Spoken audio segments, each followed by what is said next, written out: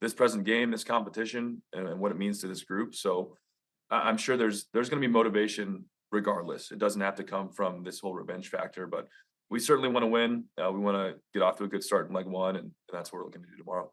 How do you contain Messi? Yeah, I mean, people have been trying to figure it out for decades. So I think we've done a good job in the past, for the past 2 times that we played them.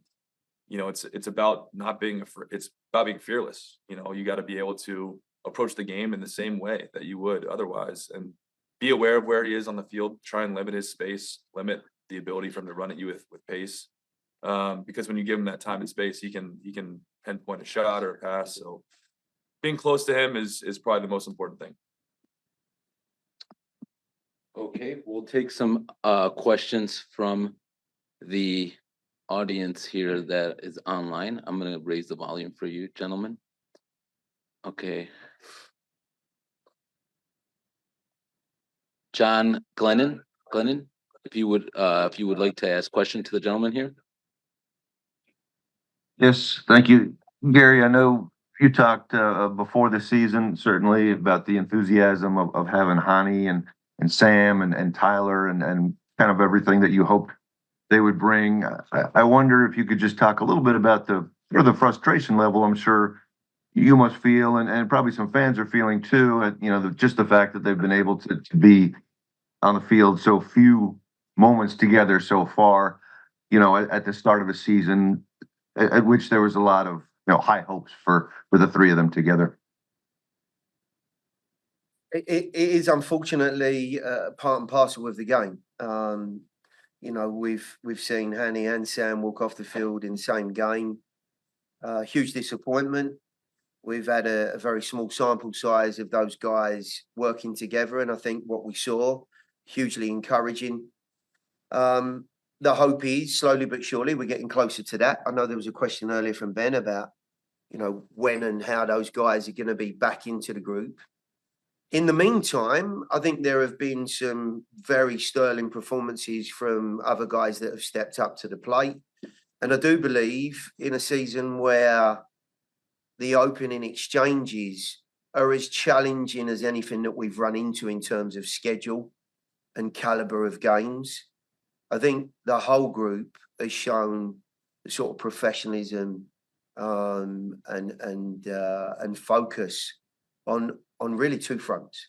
The travel and the challenges of going and playing in Champions Cup are there for everyone to see. And we've had, likewise in our league schedule that we've always put great stock and great value in.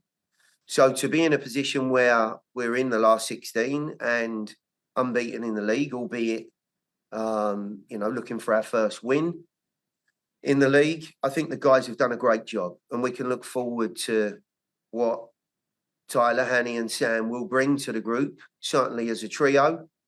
And, maybe over time we'll see that flourish. Thank you, Coach. We will now move to Valer Chabella.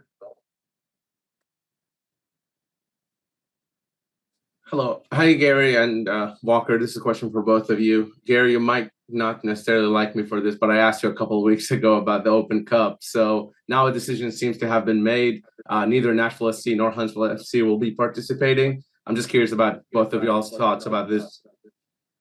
Let me just start.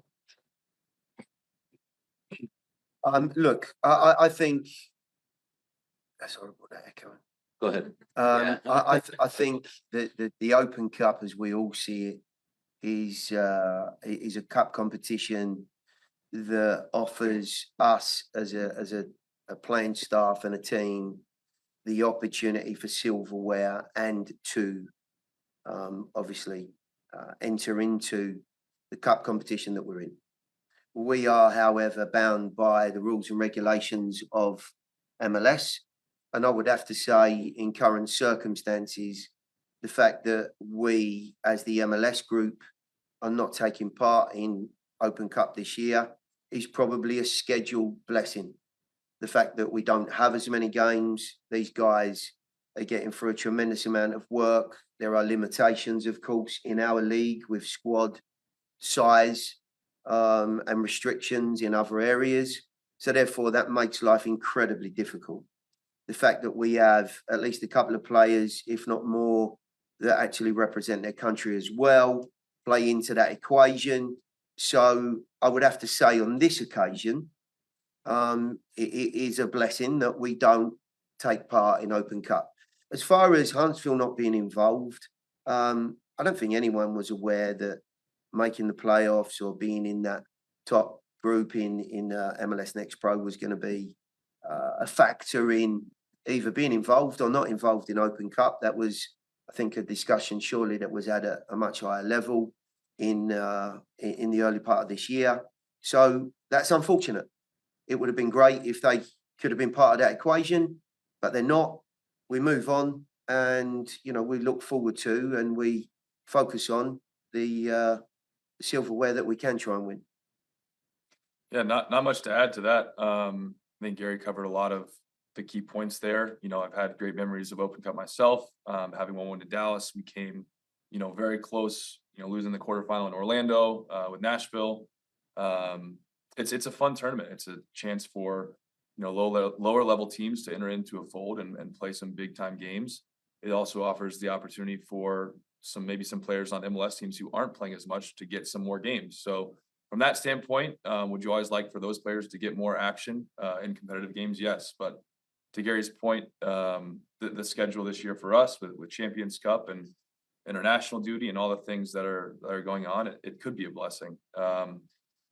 Again, not to say anything bad about the Open Cup, because I think the history and the importance of what it means to soccer here is obviously important. But again, some of these decisions are outside of our control, and in regards to Huntsville, would have been great to see them in it, but it is what it is, and we're just going to do our best to tackle the games that we can and the tournaments that we can win. That does it for today's press conference for Champions Cup round of 16. Thank you, gentlemen. Thank you. We'll see you tomorrow. All my best for tomorrow's match. Recording stopped.